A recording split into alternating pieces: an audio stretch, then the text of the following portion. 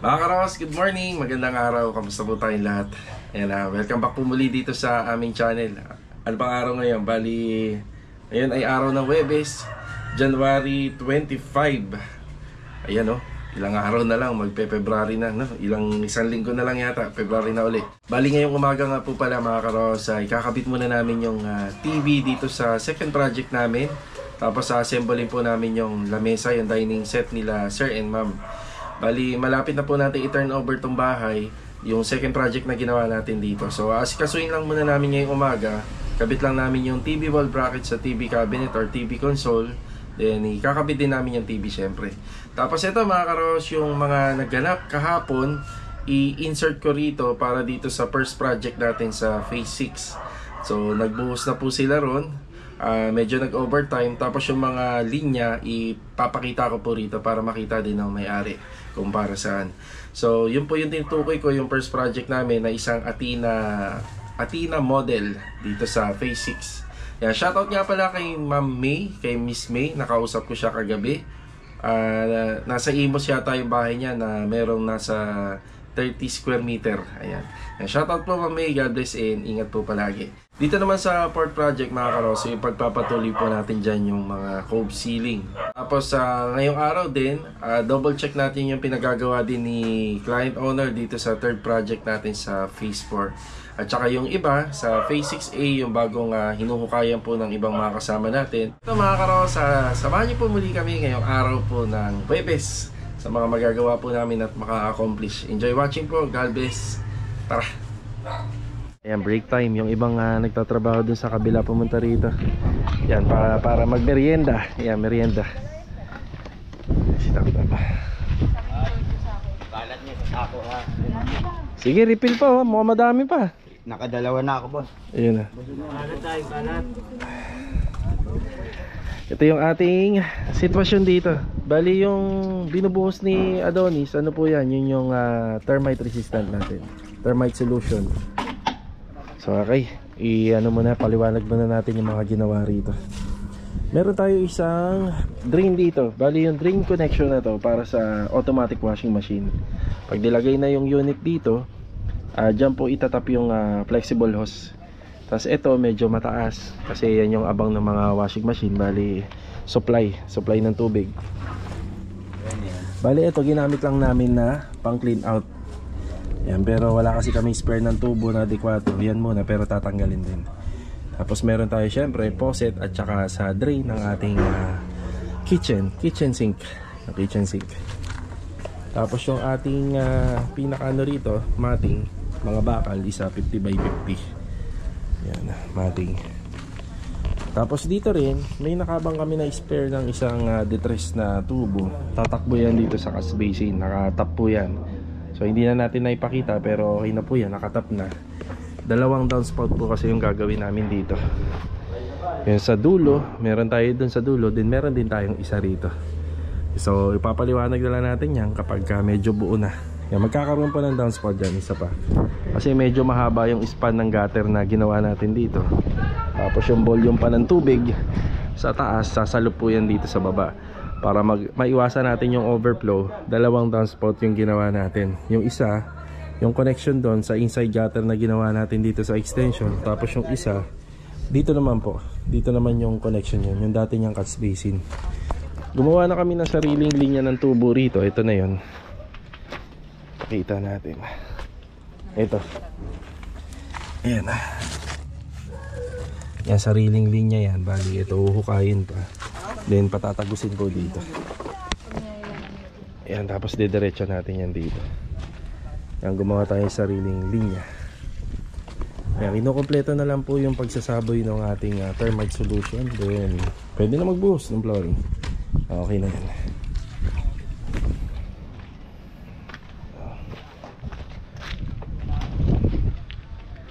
Makakaraw sa phase 1 tayo. Nandito si Bilog. Bilog, good morning. Good morning. Medyo madilim pa ha. Ayan, Kuya Boy, good morning po. Ayan, si Kuya Boy. Medyo madilim. Pero magkakaano rin yan, magkakaroon na ng liwanag yan dahil nandito na nga po sila sa electrical. So dito ipagpapatuloy lang po nila yung mga dapat gawin dito. Tutulungan na ni Bilog si Kuya Boy para sa mga sinsilan. Ito, hindi siya pwedeng gamitan ng, ng power tools kasi baka magka-diferensya rito sa tiles. Yan, kaya mano-mano sinsil dito. Siyempre, tsaga-tsaga lang at matatapos din yan. Medyo malalalim siya kasi papasukan siya ng flexible. Yan, wiring pa rin. Yan, banggitin ko lang uli. Nagkaroon po tayo ng dito. Ng onting pagbabago kasi dapat yung breaker ililipat namin dito sa gilid ng likod ng pinto. Dinagdagan na lang po namin to, binilang ko ng malaki. Yan, 6 branches na yung binili natin pero nandiyan pa rin po siya. Yan, sayang na hindi natin nailipat pero yan talaga kailangan. Diyan yan siya. May kapitbahay na po kasi dito, pag nabutas natin to baka magreklamo yung sa kabila. Na double check na rin po natin yung bubong sa taas. Ayan, halos all goods naman. Bali, pipinturahan na lang po yun ng boys and roof guard. Roof guard na lang yun. Pero may mga konting sisilyaduhin pa.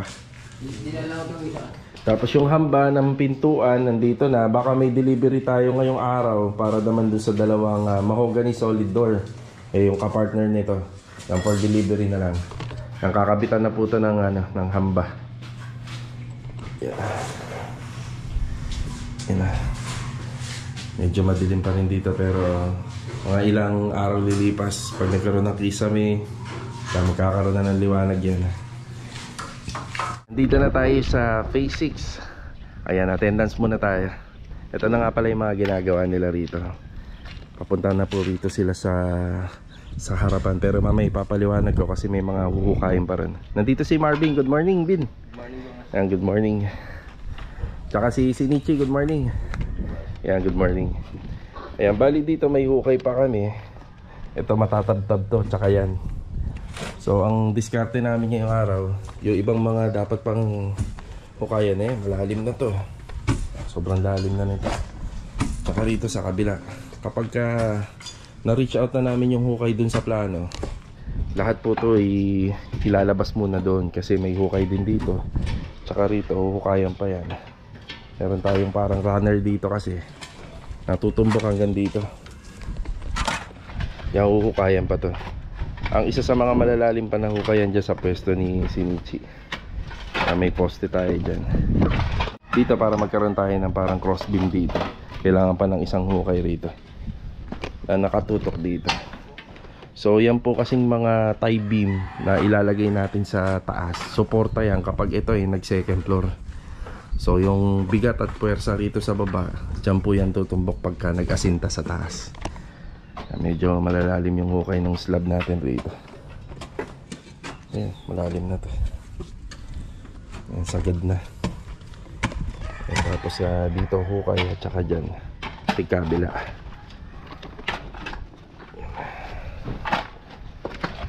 Sa harapan naman, ito na yung ginagawa ni Marvin. Papunta na po yan dito. Sa ngayon parang wala pa yata kaming wala pang tubo, no, Bin, no? Parang walang tubo. Puro bato lang. Puro bato lang, no? Yan, parang wala kaming nakikitang linya. Madali lang naman mahanap yung linya nito. Bubuksan na natin to. Tapos yan na lang yung hukay rito. Yan. Pag-aaralan namin dito kung paano namin ipa-priority yung paggawa rito sa slab. May mixing area naman na kami ito. Pero kung kinakailangan, unahin namin yung pagpa-flooring nito para malaki yung mixing area. Gawa ng medyo malaki-laki yung bubuhusan dyan. Yun. Yan sa tinatayuan ni Shinichi. Tapos hanggang dun sa hinuhukaya naman ni Tamtam. Yan yung bubuhusan yan. Dito naman tayo mga karos. Ito yung unang naging project natin dito sa phase 6. Ito yung ongoing. So attendance muna tayo. Bali kahapon nga po pala mga karos, nag-overtime sila kasi hindi po kinaya yung buhos na matapos ng mga alas 5. Nag-overtime sila rito ng hanggang alas 6. Ayan, naka-flooring na po to. Andito si Jamil, good morning. Ayan, good morning. Tsaka si Adonis, good morning. Ayan, good morning. Bali assignment natin, asinta, no? Adonis, no? Asinta sila ng hollow blocks. Yan, bali may absent nga pala tayo ngayon, si Ricky. Wala po siya, bali dalawa lang muna sila rito. Sa hollow blocks, tinatansya ko kung magkakasya po to. yung mga nandito. Bali may follow up order siguro tayo rito. Bali susukatan ko na lang to mamaya bago magtanghali. Tsaka magpapadeliver na rin ako ng mga bakal para dito sa bubong. Ayan, papadeliver na rin tayo yan. Tapos siguro itong araw na to baka kuhaan ko ng gatos para po dyan sa tiles. Yan, para may stock na tayo, dire-diretso yung trabaho. Adhesive cement yan, para dire-diretso. So ayan mga karos, napanood nyo yung mga nangyari po dyan kahapon. Ano, bago po namin buhusan. Kompleto naman. No, kompleto. Since open pa po to, yung ano rito, yung parang pinaka culvert line dito, open pa siya. Diyan na po namin patatagusin yung mga linya nito. Yung drainage. Yan yung drainage. So ayan, sa washing machine, may open space pa ng konti. Sa kitchen sink. And ito po ay ginamit lang namin para po sa clean out. Pero hindi siya part niyan. Tapos ito naman, meron pa kaming downspout dito. Yan pataas.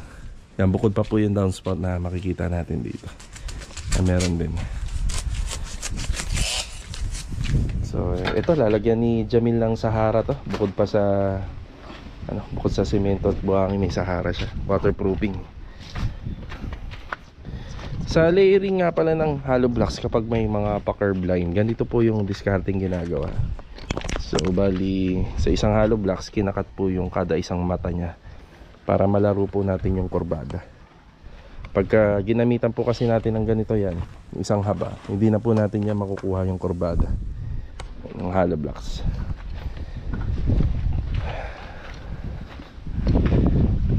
Yan, baka magkulang din po sa bakal, ilan na lang to. Yan, double check natin.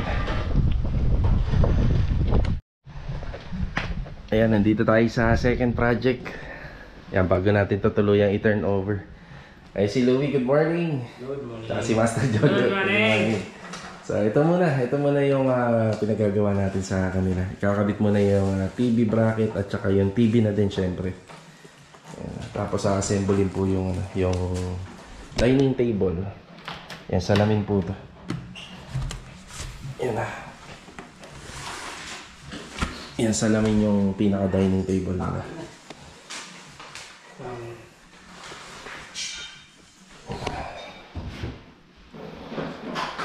Pati electric pan. Makisuyo na rin ito, Jo. Yan, electric pan na. Yan, i-unbox na po namin lahat yung dala nila, pati ito. Yan, unbox na yan.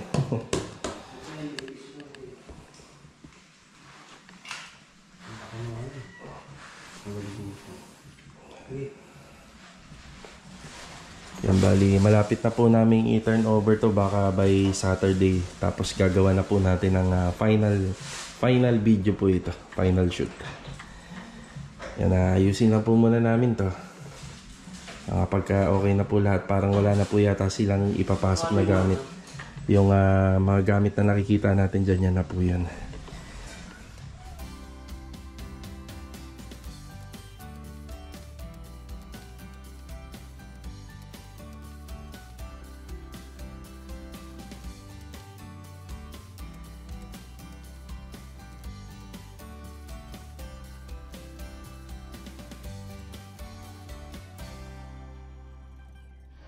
Dito naman tayo magbigay ng update. So attendance muna, wala namang iba kundi si Kuya Dindo. Siya po yung nandito. Sa ano nga pala, by Saturday by Tuesday or Wednesday, itong darating na susunod na linggo, baka nandito na si Kuya John. Umpisa na po yung mga finishing carpentry po rito. Ayan, bati muna si Kuya Dindo. Good morning po. Good morning! Ayan, good morning. Bayan, Kaya by Tuesday yata o kaya Wednesday, si Kuya Kuya Jun. Ayan na. Tapos ito, bubuhayin na po ni Kuya Dindo yung lining nito.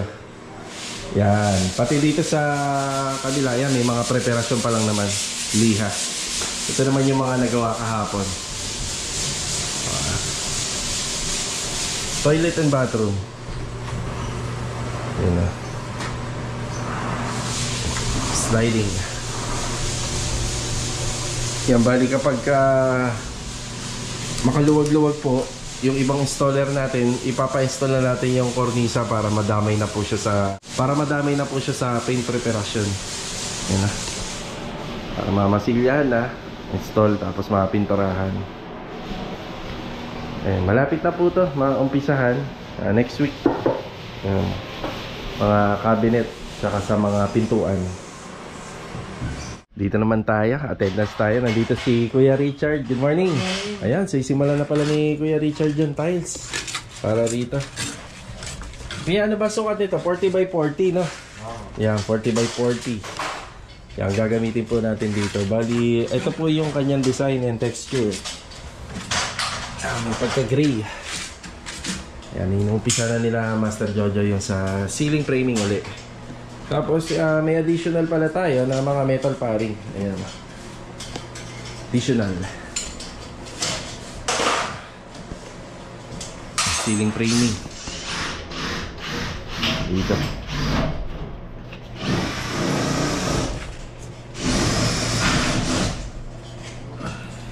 Same lang din yung installation namin dito sa interior at saka sa exterior. Gagamitan pa rin po ng grout. Yan, laging meron. Muna tayo.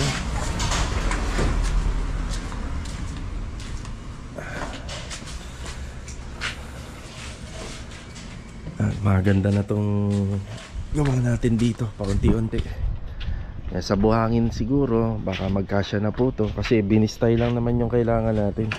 Tapos yung mga pinagsalandrahan, onti lang naman yung napaka-konti lang ng mga malalaking bato. Kaya panghalo tayo rito pagdating sa mga binistay na buhangin. Bumili na pala tayo ng basahan para doon sa ginagawa ni Kuya Dindo. Ito, 2 bundle muna. Okay, tara. Balik tayo rito sa phase 6. Bali, ito mga karosa, napagtripan natin. Kape po tayo. Yan, kakatapos lang po ng buong tropa magmerienda rin. Bali, ang gagawin natin dito abang nag-aasinta sila Jamil at saka ito sila Adonis, bibilangin po natin lahat ng hollow blocks tapos susukatan ko na po. Ito standard na po to, itong taas na ito tsaka ito. Yung standard na yan, at least 3 hollow blocks. Nakalagay naman dun sa guidelines ni Lumina at least 2 to 3. Pero syempre pipiliin na natin na 3 hollow blocks para medyo mataas na. So aside doon, bawal ka lang sumobra. Kapag katapos ng 3 hollow blocks, papantayin mo na po yan sa grills hanggang sa 150 cm. Tapos doon, kulang pa yon sa gilid. Yan, kulang pa. Pati syempre dyan sa may interior hanggang doon sa back extension, medyo kulang pa sa asinta. So ito, bibilangin muna natin yung hollow blocks natin. Ayan yung on hand. Tapos yung graba, sa tingin ko magkakasya na to kasi nakabuhos na yung likod, yung flooring dito na lang. Nasa nakikita ko parang kasya na yan.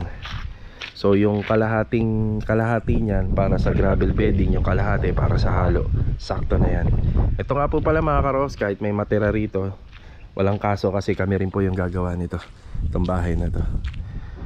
Yan na. Yan, shoutout kay Ma'am G sa mga anak niya at saka kay Sir Nelson. Yan, God bless po sa inyo.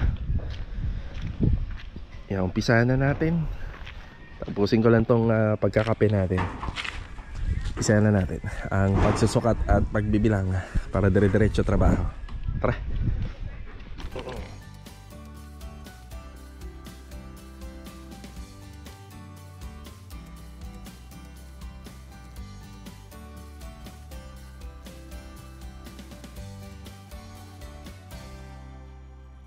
Okay na po yung pagsusukat natin para makuha natin yung bilang ng total na hollow blocks. Ito nga po palang ginagawa natin mga ka-row house. Nasa 65 square meter yon lot area nya. Ito nga po palang likod, katumbas na nito ng 2 row house na harapan. Tapos dito 150 cm lang po yung pinaka wall cladding nito. Yan. Tapos dito nasa ano lang po to, yung pinaka wall cladding nya nasa 80 cm pababa. Yan, kasi may mga mortar pa pero pag 3 hollow blocks, ang total lang po no, nasa ano lang 60 cm. Tapos dito 150, naka-close na.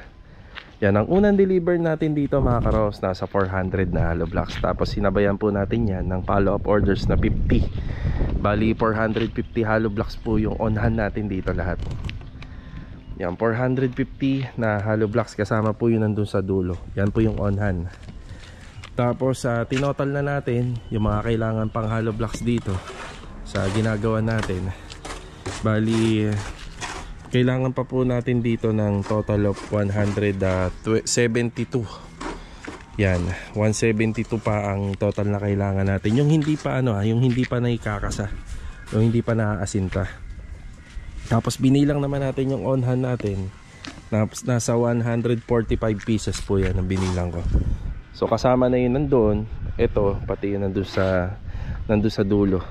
Ngayon yung kailangan pa na hindi pa na isasalpak, 172, ima-minus natin yung on-hand natin na 145. Bali 27 pieces na lang po ang kailangan natin dito ipa-order. So onti na lang para mabuo po to. So bali ang total ng hollow blocks na magagamit natin dito nasa 480. Yan sa setup nito. Yan, 480 na hollow blocks po. Yan, abangan na lang po natin to kapag natapos para maipakita din namin yung kabuuan. So sa 27 ginawa ko ng 3 kasi baka may babasag. Ginawa ko ng plus 3. So 30 na po to, baka may mabasag kasi. So sinobra na natin. So total of 480 lahat ang magagamit dito. Kasi itong harapan, garage po. Kasama na po yung mga baon sa lupa. Kasama na po yun. So garahe naman po to, kaya hindi na po lalagyan ng wall cladding to. Tapos hindi pa tayo tapos dito, syempre isasama ko na to sa sukat para isang deliver na lang. Pero sa content natin ngayong araw, ngayong Huwebes, yan, regarding po sa mga hollow blocks, kung ilan po yung magagamit natin. Yan, isang Athena model na 65 square meter lot area. Pilihan naman po ng medyo matibay-tibay te. Pang construction lang. Pili na lang po kayo. Siyempre yung medyo bata-bata pa. Bata-bata pa yung tingting para hindi marupok. Yan, sa tingin ko jumakpat na ako dito te. Yan, 30 pesos na. Saglit lang ha. Yan, sa labas lang ng Phase 6 nakabili tayo. Kailangan natin to para malinis lagi yung area. Lagay ko na lang din, Jamila. Ayan na. Kailangan nila ng walis dito para nalilinisan din yung kalsada. Ayan mga karos, after break time, magkasama kami ni Mrs. at saka ni Chanel. Hello Chanel. Hi. Yan, nagpasama lang po si Mrs. at saka si Chanel sa akin dito sa may 13. Ito, nasa stoplight tayo. Nakapark. Shoutout nga pala kay Otis Tech ng Calgary, Alberta, Canada. Yan, shoutout sa inyo. Ingat palagi. Papunta nga po pala tayo rito sa may tile center dito sa may City Mini Home Depot. Meron lang po tayong bibili na tiles doon para dun sa port project natin dito sa Phase 4. Yan yung pang wall cladding sa loob ng kwarto. Medyo matagal lang yung stoplight talaga rito, kaya may panahon pa tayo kanina mag-shoot ng video. Yata ito 2 minutes. Kaya patawid na yung mga tao.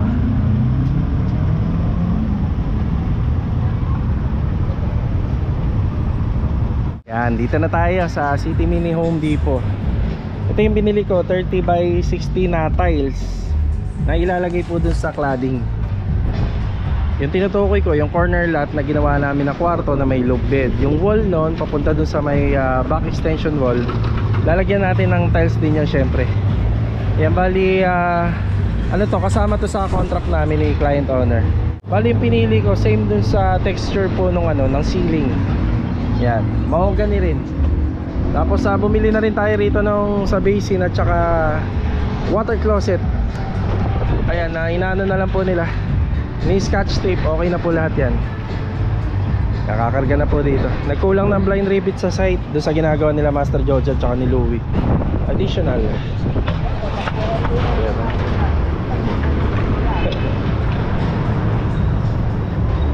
Bale ito mga karos, nandito na tayo sa Phase 4. yung mga materyales na mga binili natin sa tile center kanina na i-deliver na po natin. Tapos naihatid na natin si Mrs. at saka si Chanel. So bigay na tayo ng update dito. Okay, update natin. So ito lagi kong pinupuntahan kasi meron kaming usapan ni Sir dito para mapanood niya rin. Pagka napanood niya yung video, doon niya makikita yung pinagagawa niya sa amin syempre. Syempre yung client owner natin o yung mga kliyente na ongoing na nagpapagawa sa atin, yan yung number 1 na nanonood sa atin, di ba? Okay, ayan o. Sa unang kwarto may retouching pa po yan. Bali dito ang pagkakaalam ko, yung ginawang lining ng diagonal na yan, ganun din dito sa kabilang kwarto. Pero tumawag po siya kaninang umaga sa akin na baguhin. Kumbaga salubong yan, kagaya nito, yan magsasalubong sila. Pero yung naisip din po ng pintor natin ganito, kahit hindi pa tayo tinawagan ni client owner, ganito din pala yung iniisip ni Kuya Dindo na gagawin dito. Oh, ayan oh. Sa mga nagre-request po ng ganito, medyo matrabaho lang po siya kasi may timing dito eh. Kasi ito, ina-applyan po ng masking tape yan para straight talaga. Tapos hinahabol na lang ng cuttings para maganda po yung resulta. Pero may timing. Sa mga marunong magpintura, alam niyo na yan kung ano yung timing na tinatawag. Kasi kailangan mapatuyo muna natin yung pintura kapag ginawa po ito. So ayan po yan. So tint shop gray nga pa pala ang ginamit natin sa mga walls. Siyempre tint shop gray. Tapos seal gray naman po yung ating combination. Ayan, seal gray. Tapos ganun din dito sa kabila. Eh si Kuya Dindo pinipinturahan na yung mga kornisa. Yun o. Kornisa. So eto, ilang beses ko nga nababanggit itong part na to. Yan, hintayin na lang natin na ma-applyan siya ng na ma-installan pala siya ng kornisa. Yan. Wow. Ba? May accent. May accent. Dito, hindi naman ganun kalaki yung wall. Hindi na kami maglalagay ng accent. Hindi naman ganun ka-wide kasi merong TV cabinet dito. Ang dating nito, ang finish, neutral na dark walnut varnish. Yun ang ano niya. Yun ang magiging concept niya or motif color ng ating living area pagpasok dito sa pintuan. So, abangan pa natin kasi kapag natapos po yung mga overall paint dyan, plus yung ating mga wall fluted panel, yan, natitiyak ko maganda resulta nito. Maganda yung kakalabasan. Bali ito mga karos, nandito na po tayo sa bahay. Ayan, maraming salamat nga po pala sa mga nanonood dahil hanggang dulo umabot po kayo. Ayan, huwag nyo nga po palang kalimutan uli na mag-iwan ng like sa mga araw-araw po na nanonood dito sa ating upload video. Bali ito mga karos, shoutout po sa nag-comment nito. So ayan, baka bukas na lang po natin sagutin yung inyong comment. Abangan nyo na lang po kung ano po yung mga simpleng sagot po natin dyan. So paano mga karos, kita-kita na lang po sa mga susunod na video. Please paki-subscribe, like and share para po sa mga bago po dito sa ating mga viewers. So paano? God bless. Ingat po palagi. Ito, paalam po muna. Tara. Mga karos, good morning po. Kamusta po tayo lahat? January, bali. Ngayong umagang pula. Mali. Nabulol tayo. Bali ito mga hirap pa. Ito yung mga wala. Ito problema sa nagbablog. Nasasagap niya yan. Ayan, okay na. Karos yung ipagpapa bulol. Actually pwede na pong ingay na naman.